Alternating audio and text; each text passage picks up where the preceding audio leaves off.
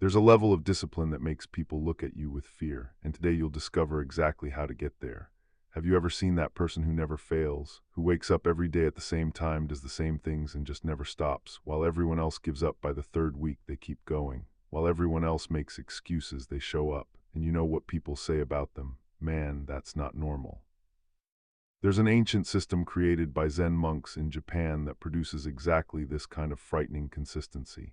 They call it Guji, the practice that perpetuates itself. And once you understand how it works, you'll never break a goal again. But there's a catch. This system isn't for everyone. It requires you to kill a part of yourself you never knew existed. But before I show you how it works, subscribe to the channel, like it below, and comment on the habit you most want to create in your life. This helps me a lot and shows me that you're genuinely interested in changing. Let's go. Chapter 1, The Awakening. The story I'm about to tell you happened to a programmer named Raphael. He had a smart guy, a successful career, but he had one problem. He couldn't stick to any habit for more than 2 weeks. He'd stop after 2 months. Meditation. 1 week and that was it. Reading. He'd buy a book, read 3 pages, and then forget it in the drawer.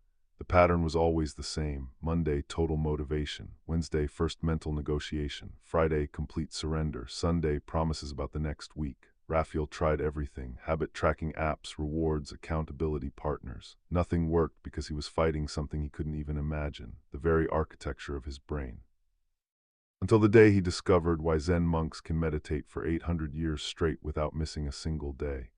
And no, it's not willpower, it's something much deeper and much more frightening. Chapter 2, The Secret of the Monks. In Zen temples, there's a rule that seems simple but changes everything. Jyoji. Literally translated, it means continuous practice without gaps. Without gaps. Do you understand what that means? It means that since 1200 AD, every single day at 3:30 a.m. a bell rings at Ihai Temple. And since 1200 AD, every single day the monks wake up. Not at 3:25 a.m., not at 3:35 a.m., exactly at 3:30 a.m. You want to know what never happens in that temple. No monk lies in bed thinking, today I'm going to jump. The question simply doesn't exist in their minds. Why? Because they understand something you don't yet. Your brain categorizes every commitment into 2 boxes, reversible or irreversible. Reversible commitments become mental negotiations. Irreversible commitments simply happen. When a monk takes his vows in front of the entire community, he's not making a promise. He's changing his identity. He's not promising to try to meditate. He's declaring himself a meditator. The community witnesses it. The identity changes, the negotiation ends. A Harvard University neuroscientist who has been studying habits for 15 years has discovered something revolutionary. When you make a behavior public, your primitive brain interprets failure as a survival threat. Our ancestors who lost status in the tribe died. Your brain still works that way. That's exactly what Raphael did. He stopped making private promises and started making public declarations. He wrote on paper, I am a person who meditates 20 minutes every day at 5:00 a.m. for 90 consecutive days.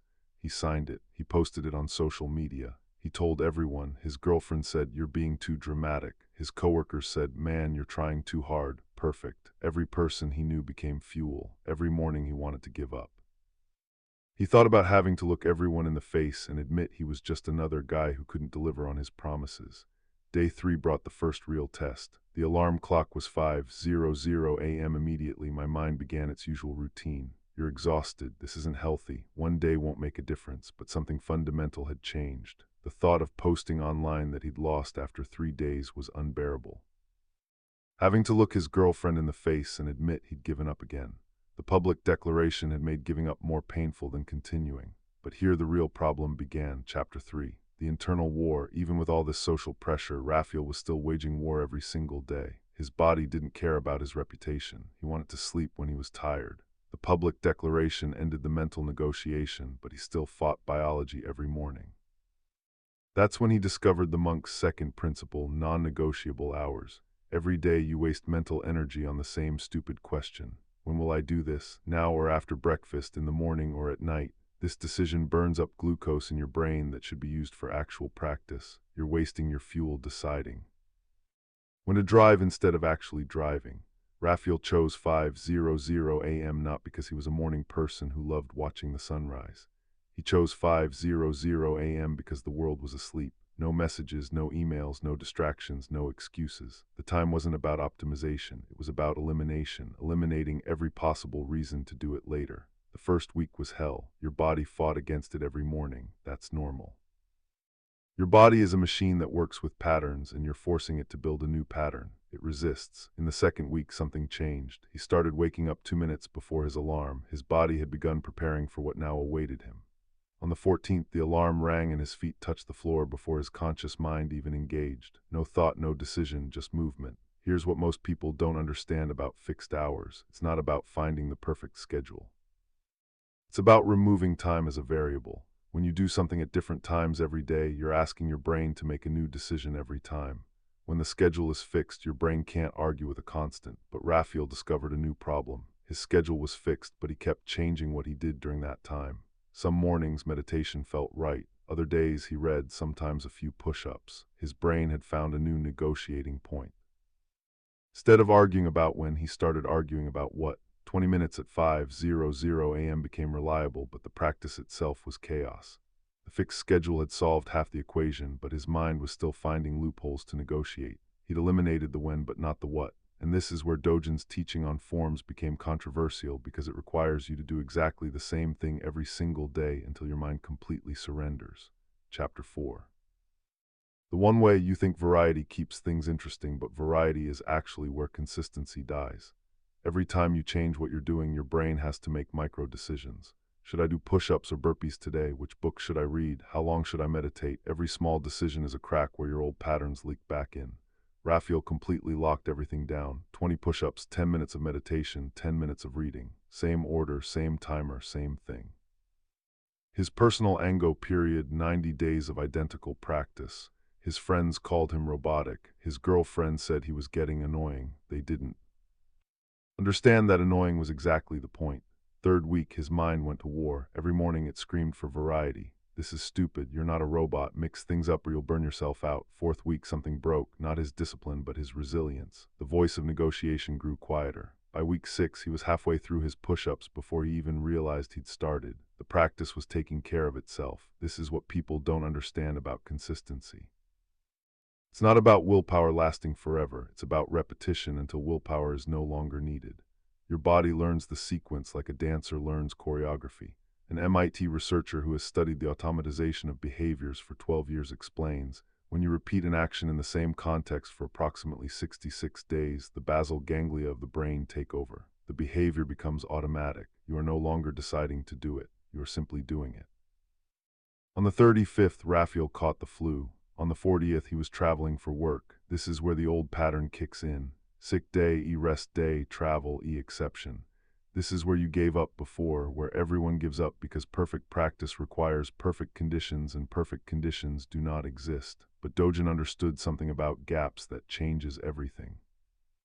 He wrote that practice must continue without even a moment of gap, because in that gap all your old patterns return. What saved Raphael when everything went wrong was understanding that practice doesn't require perfection. It requires continuity. Chapter 5, Practice Without Gap. The all-or-nothing lie has killed more consistency than laziness ever could. You tell yourself, if I can't do the full 20 minutes, why do anything? If I can't do perfect push-ups, I'll wait until tomorrow. This thinking creates gaps, and gaps are where your old self crawls back in. Look at any elite athlete and you'll see something people misinterpret. They have rest days, but those rest days are still progress. They're intentional, strategic, planned, never because they feel lazy, never because they don't want to train. A rest day allows them to train harder tomorrow. This is still movement toward the goal. But when you skip because you're tired, that's not rest, it's retreat. A river never stops flowing.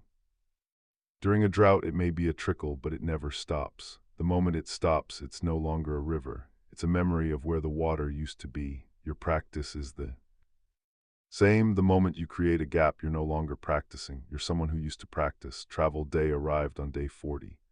Airport at 4:00 a.m. Meetings all day. No gym at the hotel. Raphael did push-ups in the airport bathroom. People looked at him like he'd lost his mind. Great. He meditated in the Uber. He read on the plane. Nothing was perfect. Everything maintained momentum toward the same goal he declared 90 days ago. This is Gyoji.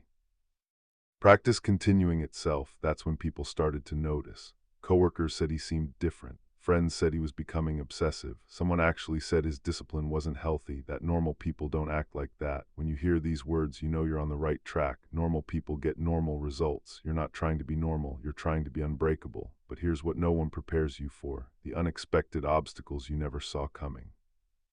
The things you can't plan for because you don't know they exist. Chapter 6, Pre-Solutions. Your child gets sick. Your car breaks down on the way to the gym. Your boss keeps you late. These are consistency killers because you haven't decided how to handle them. Every time an unexpected obstacle appears, you have to make a decision under stress. That decision in that moment of chaos is where you'll choose the path of least resistance every time. The obstacle wins because you're fighting a battle you didn't prepare for. Zen monasteries have operated for centuries without missing a single day of practice.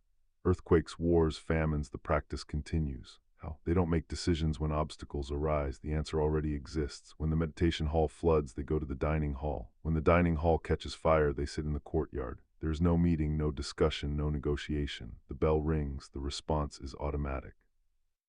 Raphael wrote down every obstacle that had ever broken his consistency and pre-solved each one. Plan for rain, push-ups in the garage, guests staying home, silent workout in the bathroom, hangover which shouldn't happen but if it does, 2 push-ups, 1 minute of meditation, 1 page of reading. Each scenario had its predetermined response. When X happens, I do Y, no thinking, no negotiating, just execution. The power of this isn't just maintaining the sequence. It's that you stop wasting mental energy on decisions. Your brain knows that no matter what happens tomorrow, the practice continues. This certainty changes your entire nervous system. A Yale University behavioral psychologist who has been studying decision M for 20 years found when you decide your actions, you remove decision fatigue from the critical moment. Your prefrontal cortex, responsible for willpower, remains intact to execute rather than decide.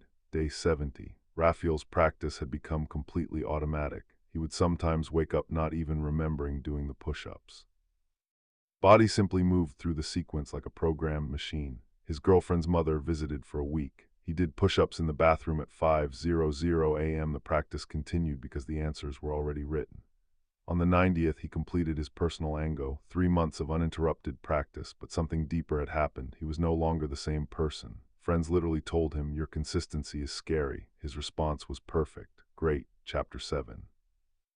The transformation, because when your discipline makes others uncomfortable, you're finally operating at the right level. Your existence proves that everything they say is impossible is actually just uncomfortable. That's why they'll call you obsessive. That's why they'll say you need balance. They need you to slow down so they can feel better about standing still, but you're not doing it for them. You're doing it because you've discovered the secret. Consistency isn't about doing something every day. It's about becoming someone who can't do it any other way. When you implement the Gyuoji system, public declaration, fixed schedule, a seamless practice method, and pre-resolved answers, you're not just creating habits, you're reshaping your identity. You stop being someone who tries and become someone who simply is. And when that happens, when that transformation is complete, people will look at you and think, how does he do that? And the answer will be simple. He doesn't, he is. The question remains, are you ready for this level of transformation? Because it's not about discipline, it's about death and rebirth. The death of your inconsistent self, the birth of your unbreakable self. The Goji system won't make you a better person. It'll make you a different person. Someone others will look at and think that's not normal. And when you hear those words, you'll know you've finally gotten where you want to be. If this video changed your perspective on discipline and consistency, subscribe to the channel and activate the bell so you don't miss future content that will transform you. And tell me in the comments, what will your public declaration be? What habit will you implement using the Gyuoji system? Remember, the consistency that scares others is the only consistency worth having. If you've watched this far, thank you very much for your attention. See you in the next video.